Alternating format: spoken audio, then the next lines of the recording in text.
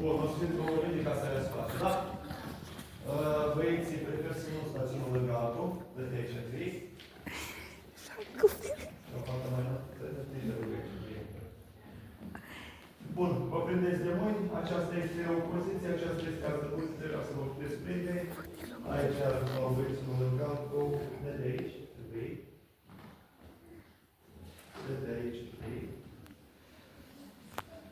Și de aici, trei, da? Da, domnul. Împinge-și pe aia, nu-i acolo. Atenție! Bun, acum. Nici nu se văd ochii. Am văzut că știți să numărați, am văzut că știți să mergeți. O să faceți. Mergeți, 3 pași în pas. Atenție, la mine. Așa, da, la șiul meu, da? Moară, primoară. 1, 2, 3. Și rămâne piciorul stând sus. Punctăm, fără să primească greutatea corpului.